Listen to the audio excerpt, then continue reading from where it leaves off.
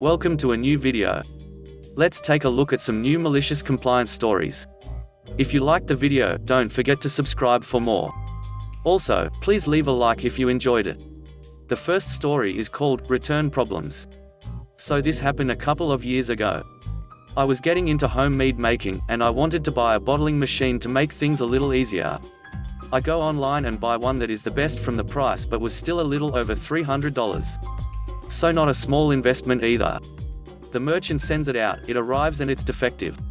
The nozzle on it was manufactured wrong, and liquid couldn't pass through it, which was the point of the whole thing. I contact the company about it and was very relaxed about it. It's no one's fault really, but I'd like a working one. I asked them to send me a new valve, or I can send the whole machine back, or whatever they want. They email me back, instantly aggressive. They say I set up the machine wrong, and I probably broke it. We go back and forth a bit. It's very obvious that the machine is broken and he thinks I'm a giant idiot. So it's obvious he's not going to let me return it, and I go through the big marketplace website to get a refund. They send me another email, even more aggressive, saying that I was ruining his Christmas and that I was too stupid to use the machine. He actually used the word stupid. I elevated the complaint to the website, and there's a kind of monitored contact between me, them, and the merchant. In his first message in this exchange, he claims to have received the machine and that it works fine, and that I really am the idiot he claims me to be, and I am harassing him unfairly. I go into my kitchen, staring at the totally unreturned machine with a very confused look on my face. I mean, we had been troubleshooting the thing that morning and he was pointedly not giving me return information, so I'm not sure what play he was going for. I come back with, well, if you received the machine and it works fine, you can return my money and we can be done with the whole thing then? The website representative agreed. The guy never said a thing after that. The money shows up in my account, and the guy is out a bottling machine because he couldn't wait for me to return an item before trying to say he was right the whole time. I spent my refund buying a new nozzle for about $35, which works great. The next story is called, You Want a Meeting? For the past few years, our business has been receiving telemarketing calls from an offshore call center, trying to make appointments for a business. Every time they call, we'd politely tell them we were not interested and to remove us from their list, and they'd promise not to call again. You can probably tell by my use of the words every time that having ourselves removed from the list didn't work. It didn't work the first time, and it didn't work the 50th time. Offshores are cheap and get paid per appointment. So they would get quite aggressive. It was clear that a new strategy needed to be found, as it was taking too long to get them to bugger off. Hi, we're calling from this business center and we can save you 40% on your mobile phone bill. Can we come and see you tomorrow at 11? You can save me 40% of my mobile bill? That's like 60 grand a month. What? How many phones do you have? 150 or so that I'm responsible for directly, plus a few others. The appointment is quickly confirmed. The next day a salesman calls me up, he's running early and asks if we can meet earlier. I refused. Our appointment is for 11 after all. 11 rolls around and he walks in. We sit down in reception and go through the greetings. I then ask him if it's possible to make the telemarketing calls stop now. He assures me that it is, and so I stand up, shake his hand and thank him for coming in. What? That's it? You could have said that over the phone. I point out that we did. Many times, and it didn't work. And I hoped that this waste of his time would perhaps teach him to mend his ways. Over the past 2 years, they have sent out 5 different representatives to see us. They call for meetings and we accept them, shine them on about the value of the account, and they roll in to be greeted by me dressed in a chicken suit, made to wait in our meeting room for 20 minutes before being asked to be removed from the list and being turned away at the door. I'm posting this today because it was visit number 6 and it was the best yet. We got a repeat customer. I sat him down in the meeting room and played the video recording of our last meeting. Is that you? Yes. It's me. Didn't I follow up? Did we have a good meeting? I point out that I certainly enjoyed our last meeting, and zoomed forward in the video to the part where I explained that we didn't have 500 mobile accounts and he needed to please remove us from their list, and you could see his heart break. Which it did again, once he realized that whatever account he thought was being discussed today was not going to be discussed. Which we also have on video, so we can go all inception when he shows his face again. The third story is called, Tell Me Just to Make Do. I work for an agency that specializes in disaster relief. I'm basically a professional nitpicker, and it works like this.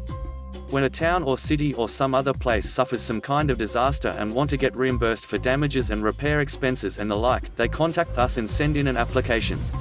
This application has to include certain kinds of documents in order to be eligible for any funding, and some of those documents have to be laid out a certain way. For example, if you have to hire a bunch of laborers to help clear debris or something, you have to tell me who worked how many hours on which day, how much they were paid per hour, how much they were paid in total, that sort of thing. If your application gets to me and doesn't have all the bells and whistles, one of three things happens. Either your application is rejected, your application is sent up the chain minus whatever I can't validate, meaning you get less money than what you were originally asking to be reimbursed for, or I send it back to you to be reworked.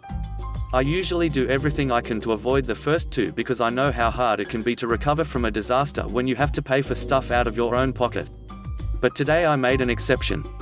So I get this new project. It lands on my desk with a thud. It's an application from a small rural town of only a few hundred people that was heavily damaged by severe rains and flooding. Trees knocked over, power lines destroyed, homes carried off their foundations, you name it. They got hit really bad and they're applying for over $20,000 in reimbursement. Anyway, I'm parsing through it, going over my checklist, making sure everything is in order. About 5 seconds in, I realized that whoever put this garbage pile of a project together either didn't know what they were doing or didn't care enough to find out. False or missing paperwork, broken files, incoherent notes, and add-ons, you name it. So I make a list of all the things that are wrong with the project and call up the project supervisor to see if he and I could work together to fix them. I tell him that I won't be able to validate the project for the full dollar amount with what I've been given.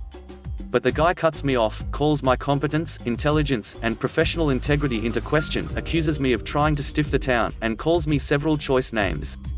He ends by saying I'd better make do with what I've been given and that it's not his job to do anything more than what he's already done.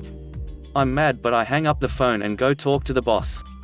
I ask the boss what I should do.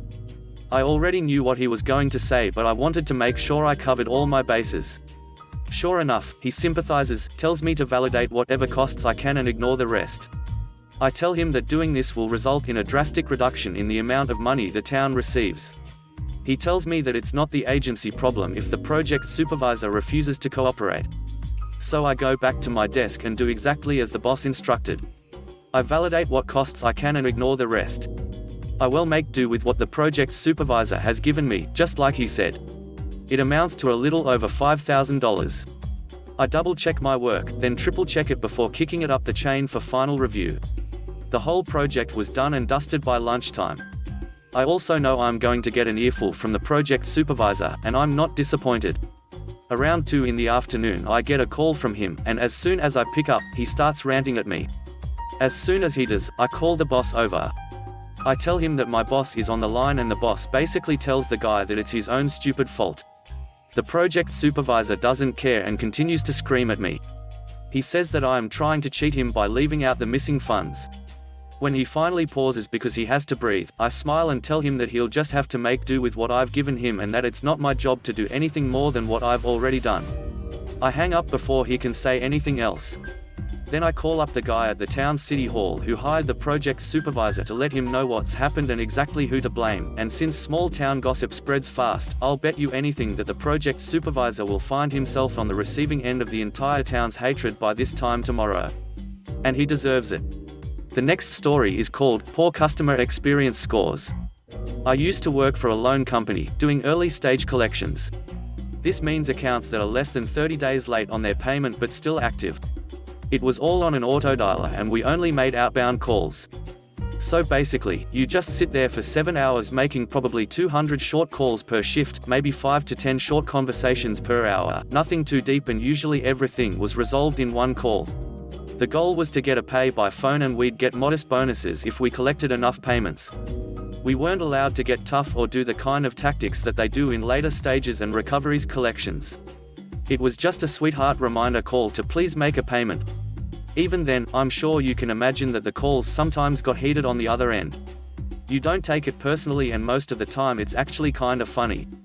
But I'd still get in trouble with quality because I wouldn't try hard enough to de-escalate the call. My philosophy was if someone gets angry, they aren't going to pay me anyway, so just let them vent while in the meantime I read a graphic novel at my desk. The The company expected us to use tools to calm people down, like offering one-time fee waivers and stuff like that. But for me, it never usually got that far, and before I knew it, they hung up and I was on a new call. I was pretty relaxed on the job, and my numbers weren't good enough to ever earn a bonus, and I knew eventually they'd fire me if I didn't improve. I really didn't have my heart in it, and I knew it was only a matter of time. Anyway, I managed to rack up a verbal, written, and final warning, and based on the frequency of the warnings I knew that I probably had about 4 weeks left at the most. I was feeling pretty done with the job and ready to move on, so I finally started using my tools to try to improve my customer experience. I knew that the quality department didn't read our screens remotely and only listened to calls, and the only way they would audit an account was if there was a problem or a complaint. So every single customer I spoke with got a $35 past due fee and a $29 over limit fee waived. Most accounts would have both fees somewhere in their previous statements, and I'd waive fees even if they didn't make arrangements, and even if they screamed and cussed at me. I assumed nobody would find out until long after I had been fired, if then. After the first day went by and nobody said anything, I really went wild with it and started waiving fees on voicemail and disconnect calls. Long story short, I was fired a week later when they got the report that I didn't know existed. In the office with human resources and my manager, they showed me that I had managed to waive over $27,000 in fees in 3 days. With my history of warnings, they canned me with a lecture and such a smug attitude, as if I was a thief or had done something immoral that would keep me out of heaven. The official reason for my termination on their little form was, "Did not comply with customer experience." I still laugh about that. The last story is called, "Can't Leave Early?" Fresh out of college, I got my dream job as a media buyer at an agency. I was salaried, and this was before laws that force employers to pay for overtime for salaried employees. I was eager, coming in early and leaving late. I worked over 45 hours work before Friday and ate lunch at my desk in 15 minutes instead of a full lunch break.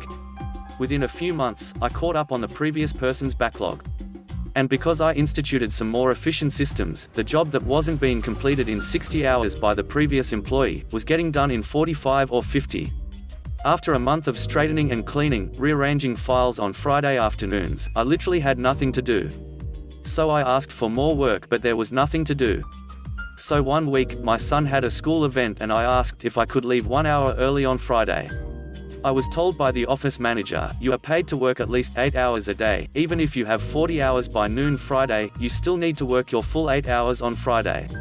You can come in early on Friday so you can leave early, but you need 8 hours." I explained that I'd been working 10 hours a day every day, and I didn't think it was unreasonable to ask for 1 hour on a Friday, especially when my work was done by noon anyway. She didn't care. So, I came in early on Friday and left early. That was the last time I came in early. And after that, I never stayed late. I literally watched my clock and dropped everything when I reached 8 hours, then took my full lunch break. Within a few weeks, everything was late. My boss called me in, and I explained the situation and that it could be worse without all the efficiencies I instituted. He agreed that the job was a 60-hour job that I could finish in 45. So I got a small raise, and the overtime solution ended up being that if I had to work extra hours, I would be compensated 2 times my effective hourly wage. And, if my job was done, I could leave early. This also started the downfall of the manager. A couple of months later, the other 4 employees got fed up with her enough to call a group meeting with the boss, resulting in the manager getting fired. Thanks for watching the video. I hope you enjoyed it. If you did, please consider subscribing to the channel for more content. Let me know what you think about the stories in the comment section below. Have a great day. Bye bye.